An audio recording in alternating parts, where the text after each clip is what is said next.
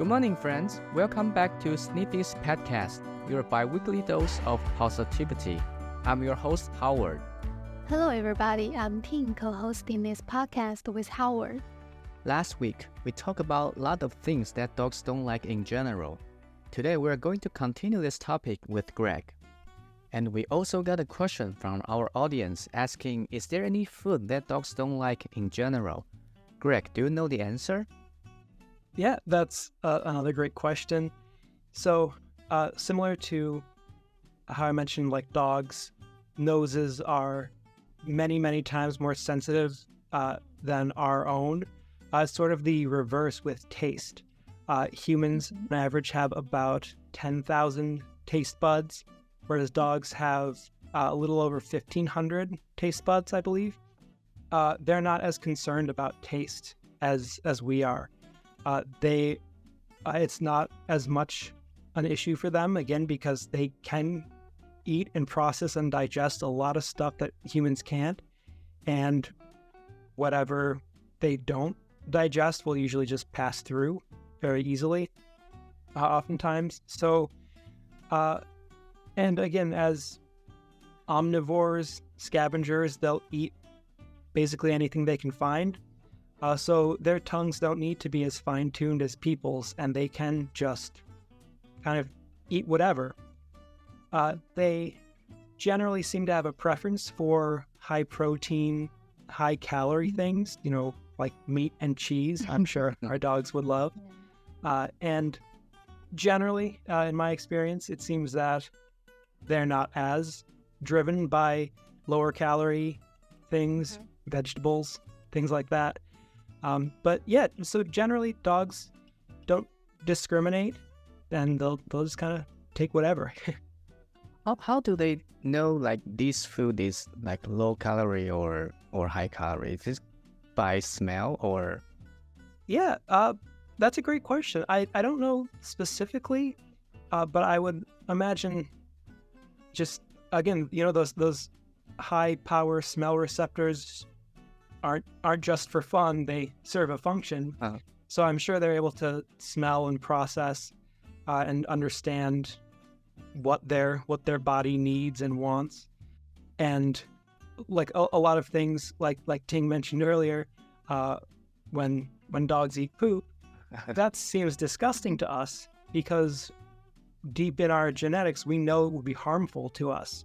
Right. So our bodies and brains and genetics have tuned us to know that we don't like that smell because it's not good for us. Mm-hmm. So dogs with their super noses can probably sense this smells really good, so it's probably really good for me.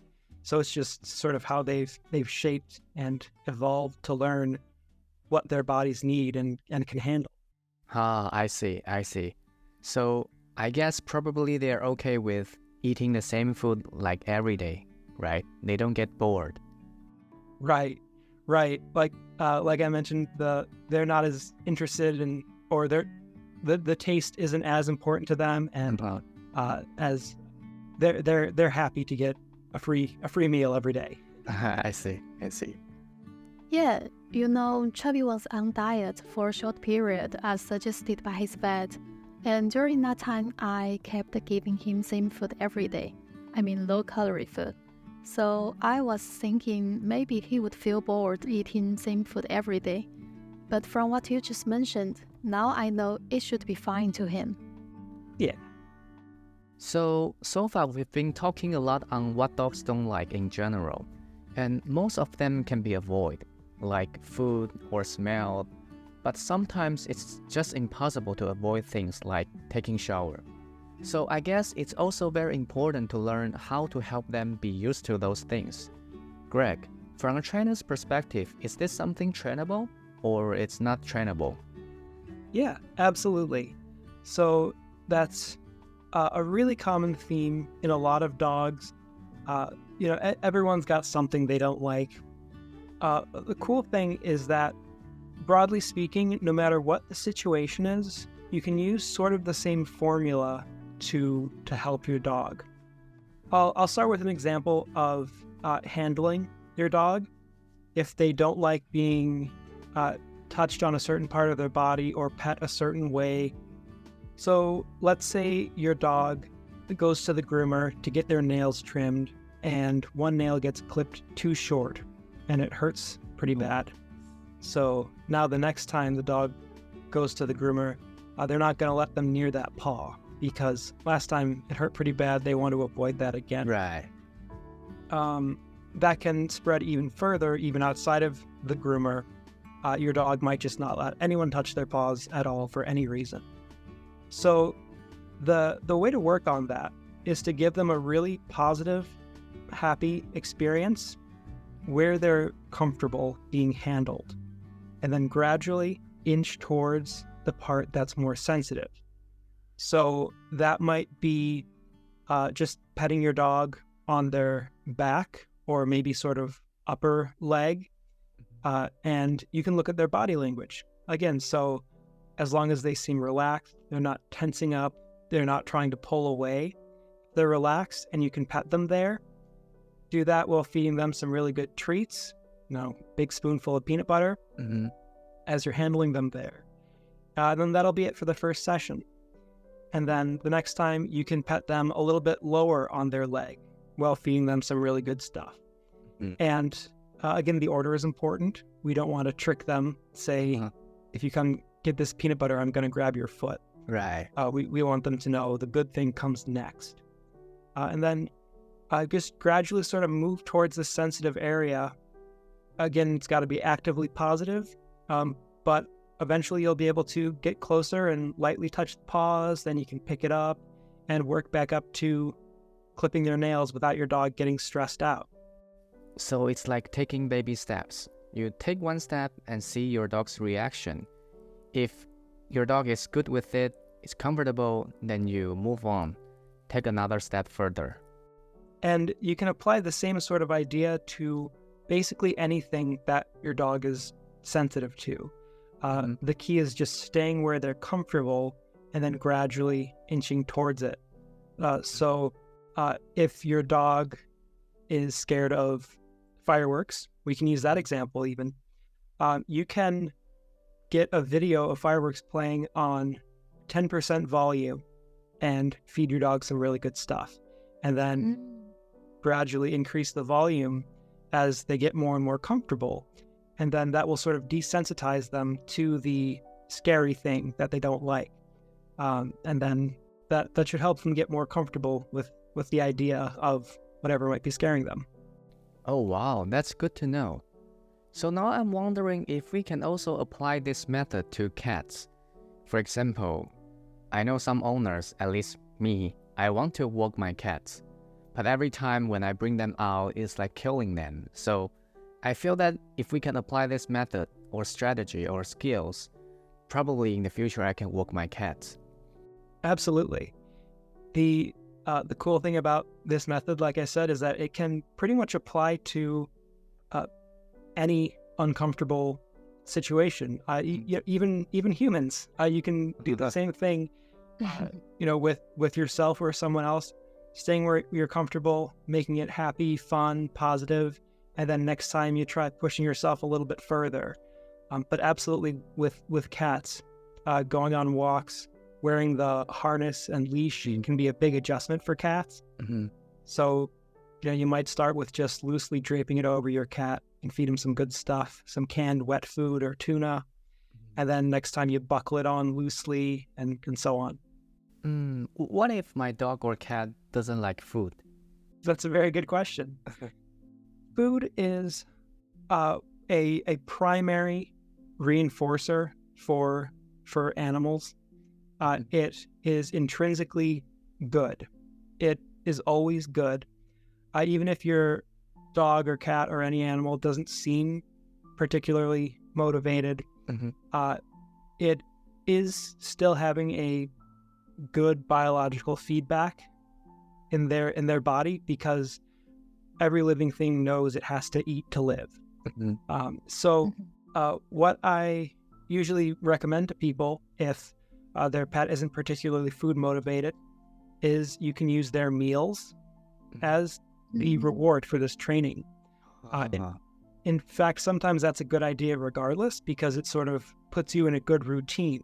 We know when you get your breakfast, that's when we're going to practice putting on your harness. Gotcha. Greg, I'm wondering, have you ever heard about a feedback from owners saying that, oh, I don't want to train my dogs with treats or food because they might be eating too much? So as a trainer, what's your opinion on this? Yeah, it's a valid question. That is common concern with positive reinforcement training. Mm-hmm. So that is one route you could take. Like I mentioned, using mealtime as training time. Mm-hmm. It's a great way to do it. Additionally, you really don't need that many treats or that much to get a good feeling. Mm-hmm.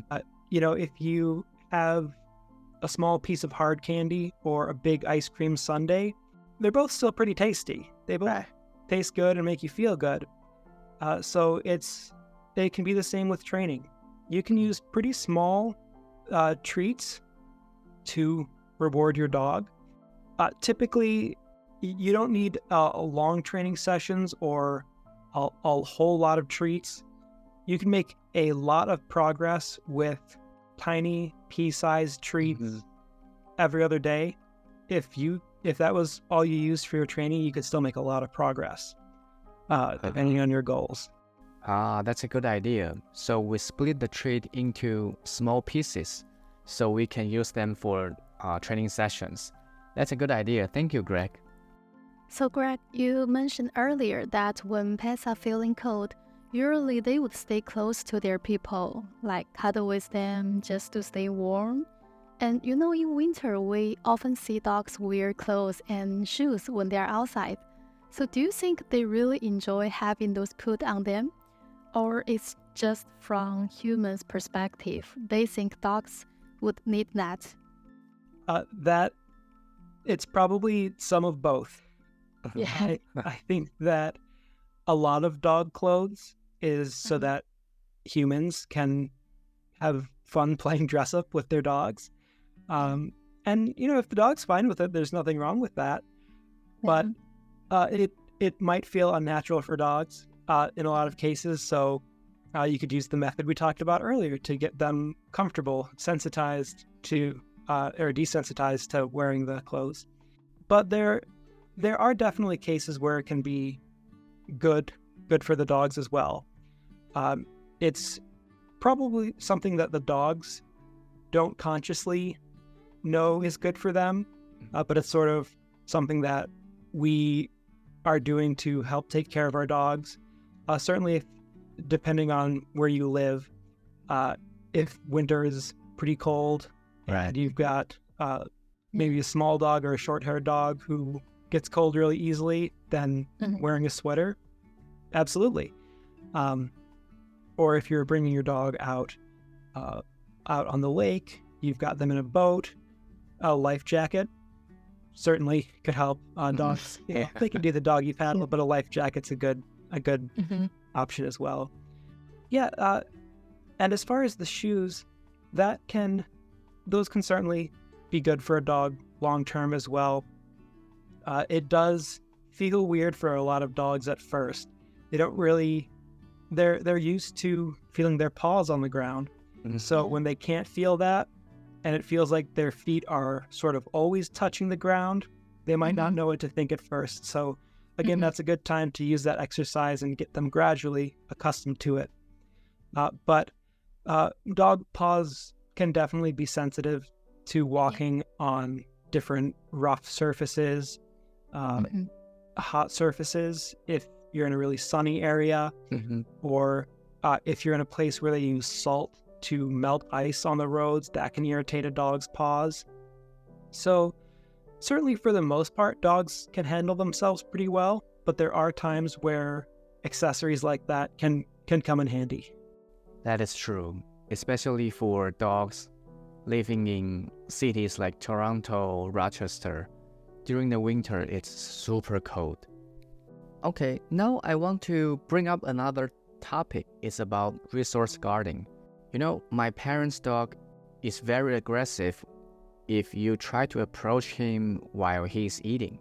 So I'm curious, like, why do dogs show this kind of behavior, like resource guarding? Greg, do you know why? It certainly can depend on a lot of different factors. I believe it's more common in dogs who grew up stray, didn't grow up around people, and probably had to spend more of their time and energy looking for food. So it's largely a survival instinct or a stress response. They have a resource and they want to hold on to it.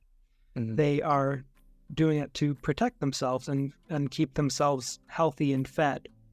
So it oftentimes comes from that survival instinct, could be from stress or anxiety of potentially losing that food. All dogs have the capacity to guard their resources, but it certainly can be more common depending on their background. And sometimes it does happen for no apparent reason that we can tell. So it is natural. It is relatively common. It's nothing. There's nothing inherently bad about it. We can't blame our dogs for wanting to make sure they get fed. Right. Yeah.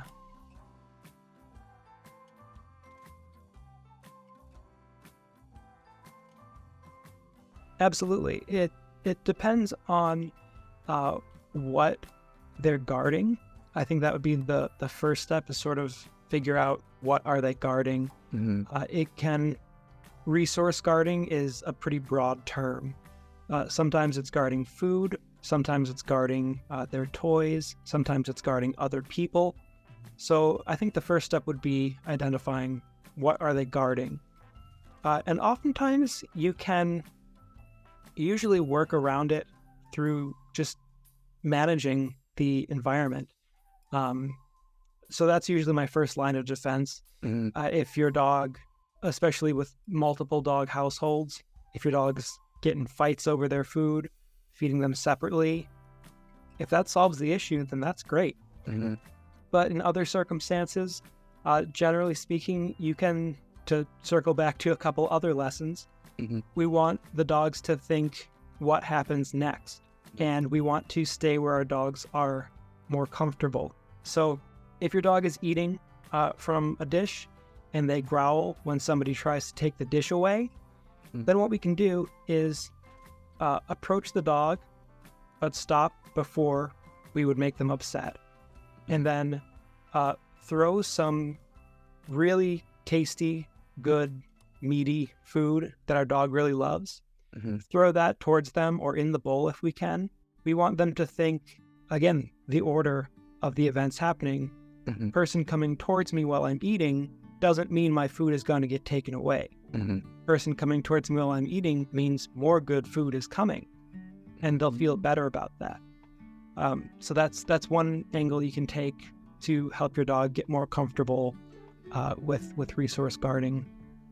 And it varies a lot from situation to situation, of course. So having a trained professional who has experience in the room with you is definitely the way to go, or at least somebody who can guide you, see to help for aggressive behaviors at least. That's something that I would always recommend as your first bet, is if you can have somebody to help with your specific case when it comes to aggression, because it can be so specific. And there might be signs that you're missing if you don't have experience with it. I see. Yeah, because I saw there lots of like YouTube videos trying to teach other dog owners how to deal with those aggression. But I'm wondering, like, is it dangerous to do it yourself? So that's my concern. That is always a concern. Certainly the examples I've given so far are just that. They're just examples and to be sort of informative on the behavior process. Right. Not so much lessons and actions that you should just take and hope it'll all work out. They're, like I said, just sort of examples of how a behavior training plan could go. Yes, that is certainly something you want to look out for, is a good trainer will know what lines they shouldn't cross. So if you're trying to tell someone that you can solve this problem over the phone, that might not necessarily be the case. If you have someone who says, gee, that sounds tough, I'd like to meet you in person, or if you could at least send me a video, and then I'll give you some more specific feedback. That's something that would be a signal that the trainer knows what they can and can't do. Because you're absolutely right. It could be dangerous to go jump in the deep end and do something you're really not prepared for. I see. Thanks for the information. Yeah, of course. Greg, do you think that dogs would have preference for certain kinds of people and would dislike someone for some reasons? Maybe it's because of the characteristics of the person, the smell of them, or the clothes they are wearing. So a lot of times dogs, if they don't like somebody, it could be based on a prior experience, and they might generalize that. Maybe they knew someone who had a really big beard and they yelled at the dog. So now anyone who's got a big beard, the dog thinks, maybe people with beards yell at me, so I don't like it. Okay. So yeah, a lot of times it could be from prior experience. Sometimes it could be for reasons that we can't fully understand. But dogs certainly do sometimes seem to us at least, seem to have a preference for some people over others. A lot of it could be how the person's body language, if they make a lot of direct eye contact or tower over the dog, that could be perceived as threatening or uncomfortable. So it might be things that we don't even know we're doing consciously that might be frightening or confrontational to a dog. So certainly there are cases where some people, by no fault of their own, just approach dogs in a way they don't find comfortable. And the opposite is true also. If someone has maybe a softer voice, or they crouch down lower when they're meeting a dog, just sort of how they present themselves, that could certainly also have an effect on what a dog thinks of somebody. Gotcha. Today we talk about how to help our dogs get used to things that they don't like with a method called desensitization, and also how to help our dog with resource guarding. You need to find a private trainer. I hope everyone enjoys this episode, and thanks again for being here, Greg. Thank you. It's great to be here. We will put the information of Greg's class below. You will definitely love his class. See you next time.